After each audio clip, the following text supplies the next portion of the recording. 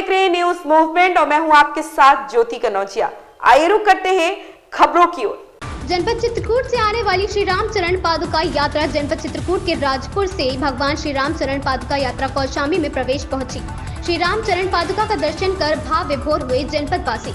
जिले के ओसा चौराहा स्थित काशीराम अतिथि गृह में भव्य स्वागत किया गया तथा शांति एवं कानून व्यवस्था को प्रभावी व सुदृढ़ बनाए रखने हेतु ड्रोन कैमरों से निगरानी कराते हुए श्री रामचरण पादुका यात्रा को जिलाधिकारी कौशाम्बी, पुलिस अधीक्षक कौशाम्बी एवं अन्य अधिकारी, कर्मचारी गण एवं जनप्रतिनिधियों द्वारा जनपद कौशाम्बी से सकुशल पार कराया गया। रामोत्सव अयोध्या 2024 के अंतर्गत श्री रामचरण पादुका रथ यात्रा का आगमन यमुना पुल महेवा घाट कौशाम्बी में होने पर सांसद विनोद सोनकर, अध्यक्ष जिला पंचायत श्रीमती कल्पना सोनकर, भाजपा जिलाध्यक्ष धर्मराज मौर्य, पूर्व विधायक गण लाल बहादुर, संजय गुप्ता आदि लोग उपस्थित रहे। मोहनलाल की रिपोर्ट। प्राण प्रतिष्ठा को लेकर कथावाचक मानस महाराज ने कही बड़ी बात। मिर्जापुर जनपद के मां विंध्यवासिनी के धाम में भागवत कथा करने आए मानस महाराज ने प्रेस वार्ता के जरिए अयोध्या में प्रभु श्री राम के प्राण प्रतिष्ठा को लेकर बड़ी बात कही। उन्होंने कहा कि शंकराचार्य का मांग बिल्कुल सही है। भाजपा सरकार को इस विषय पर सोचना चाहिए, विचार विमर्श करना चाहिए। सनातन धर्म के 4 स्तंभ है, हर स्तंभ के लिए शंकराचार्य को रखा गया है, जिसको जो स्थान है उसको वहाँ स्थान देना चाहिए। राम मंदिर बन रहा है, इसके पीछे सनातन धर्म के संत महात्माओं का हाथ है, उनका बलिदान है। उन्होंने अपने खून से एक एक ईंट को जोड़ा है। कहीं न कहीं उनके बलिदान हम छोड़ रहे हैं, उनको दरकिनार कर रहे हैं। मुझे राम मंदिर बनने की अत्यंत प्रसन्नता है। कहीं न कहीं यह बात खटक रही है। हमारा देश सनातन धर्म का देश है। इस ऋषि परंपरा के देश में एक देवता की स्थापना हो रही है। इसमें धर्माचार्य को, ऋषि महात्माओं को, ऋषियों में जिन्हें सर्वप्रथम गिनती की जाती है शंकराचार्य, उन शंकराचार्य को दरकिनार करके कहीं न कहीं भाजपा कहीं न कहीं अपने सट्टा की रोटी सेक रही है।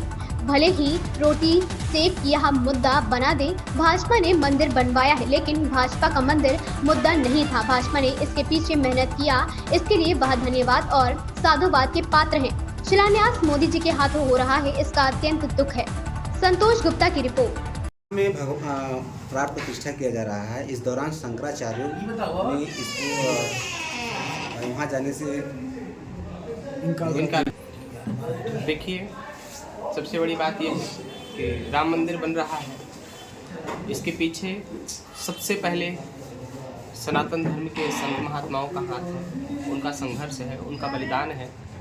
उन्होंने अपने खून से एक एक ईंट जोड़ा है और कहीं ना कहीं उनका बलिदान आज हम छोड़ रहे हैं, उनको दरकिनार कर रहे हैं।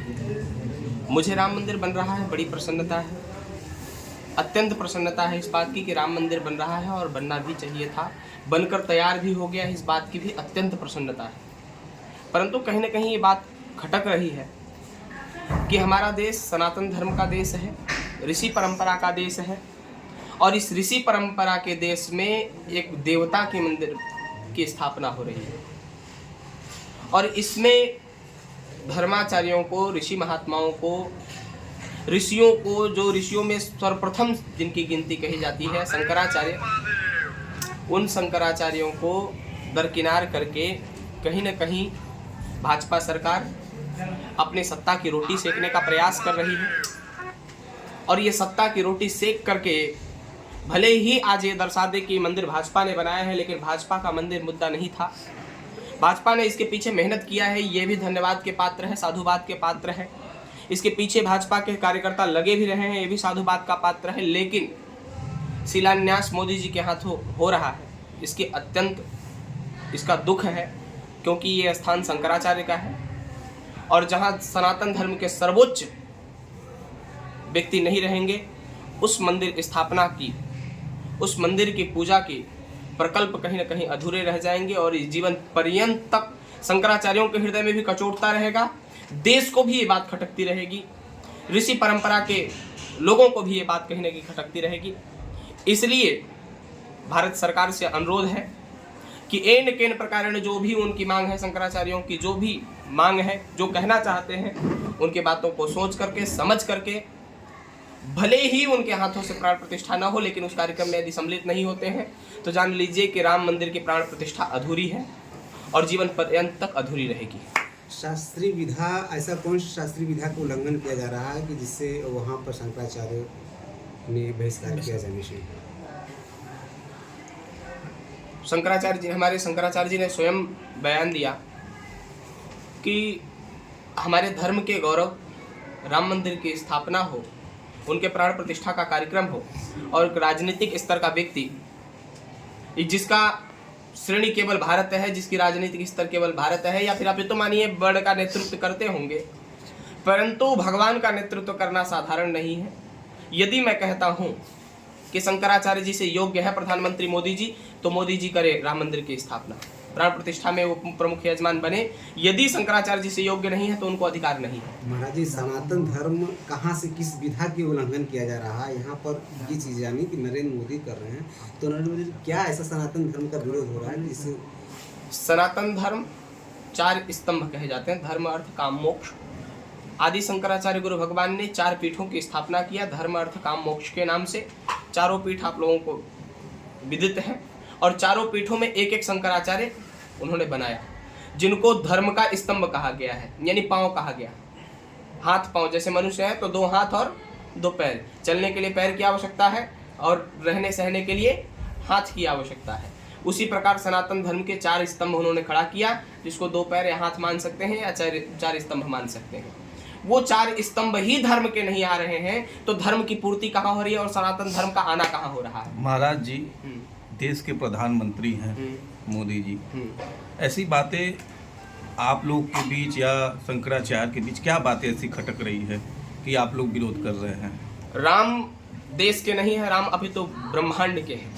राम की वंदना जब करते हैं, राम का जब नाम लेते हैं तो कहते हैं अखिल ब्रह्मांड नायक जगत पिता जगदीश्वर भगवान मर्यादा पुरुषोत्तम श्री राम कहते हैं। राम इस देश के नहीं, राम पूरे ब्रह्मांड के हैं। और राम के लिए जिसने अपना जीवन सर्वस्व जीवन में त्याग कर दिया हो, राम के लिए ही जिसका जीवन समर्पित हो, राममय ही जिसका जीवन हो, राम के लिए ही जिसका समर्पण पूर्ण रूप से हो, उसी को ये अधिकार मिलना चाहिए, बाकी किसी और को नहीं।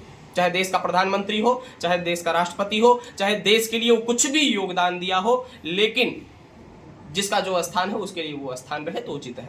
कांग्रेस ने कहा कि ये धार्मिक कार्यक्रम नहीं है बल्कि भाजपा की कार्यक्रम है, इसमें क्या कांग्रेस सही करेगी? कांग्रेस सही नहीं कह रही है, क्योंकि मैं उसको अधिकार नहीं देता हूं कि जिसने राम मंदिर में अपना योगदान नहीं दिया है, वो इस विषय पर कुछ न बोले तो ही अच्छा है। 500 वर्षों बाद अयोध्या में प्रभु श्री राम विराजमान होंगे। 22 जनवरी को प्रभु श्री राम के प्राण प्रतिष्ठा को लेकर पूरे देश में उत्साह का माहौल है। मिर्जापुर में त्रिमोहनी रामलीला कमेटी से भव्य राम शोभा यात्रा निकाली गई। शोभा यात्रा में सैकड़ों की संख्या में लोग शामिल हुए।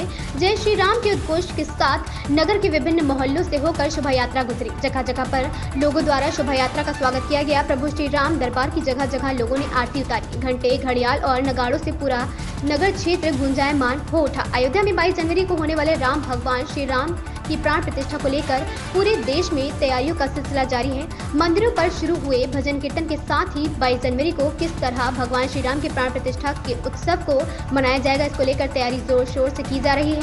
आज त्रिमोहनी रामलीला कमेटी द्वारा भव्य राम शोभा यात्रा भी निकाली गई है।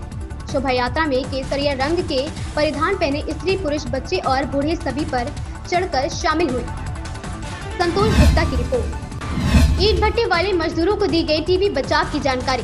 मिर्जापुर टीबी मुक्त भारत अभियान के तहत जनपद मिर्जापुर के नारायणपुर विकासखंड अंतर्गत बरेवा गांव में स्थित जय मां दुर्गा ईंट भट्टा पर कार्य कर रहे श्रमिकों के बीच आज दिनांक 15 जनवरी 2024 को 6 विभाग के डिस्ट्रिक्ट कोऑर्डिनेटर सतीश शंकर यादव द्वारा अपनी विभागीय टीम के साथ उपस्थित होकर लोगों को टीबी रोग जैसी गंभीर बीमारी के प्रति जागरूक करने का कार्य किया गया। सतीश यादव द्वारा भट्टे पर कार्य कर रहे श्रमिकों को टीबी रोग की गंभीरता से परिचित कराते हुए उन्हें इस रोग के संपूर्ण लक्षणों में से वाकिफ कराने के क्रम में बताया कि किसी भी व्यक्ति को यदि 2 सप्ताह से अधिक समय से खांसी आ रही हो, साथ में बलगम या खून आना तथा वजन घटना, भूख न लगना, सीने में दर्द बना रहता है, तो वो रात को अक्सर बुखार आ जाना जैसी स्थिति बनी रहती है, तो वह अपने नजदीकी स्वास्थ्य केंद्र पर उपलब्ध निःशुल्क जांच इलाज का लाभ लेते हुए अपने साथ साथ अपने घर, परिवार एवं समाज को सुरक्षित बनाए रखने का सराहनीय कार्य करें। बद्री अग्रहरी की रिपोर्ट। भाई हरेंद्रनाथ धाम में रामोत्सव की तैयारी। गांव-गांव हर घर व मंदिर में होगी श्री राम नाम का उजाला। प्रतापगढ़ के प्रसिद्ध पांडव कालीन भैरन नाथ धाम में 22 जनवरी को भव्य रामोत्सव का आयोजन जन सहयोग तथा लोक भागीदारी से होगा। नगर पंचायत कटरा गुलाब सिंह स्थित धाम के समीपवर्ती जनपद व प्रयागराज के सभी गांव में तैयारी चल रही है। गांव हर घर मंदिर में श्री राम नाम का उजाला होगा। पूजा पाठ, सुंदरकांड व दीपोत्सव व सांस्कृतिक आयोजन सभी के सहयोग से होंगे। ओम प्रकाश गुप्ता की रिपोर्ट। इन खबरों में फिलहाल इतना ही। बने रहे न्यूज मूवमेंट के साथ।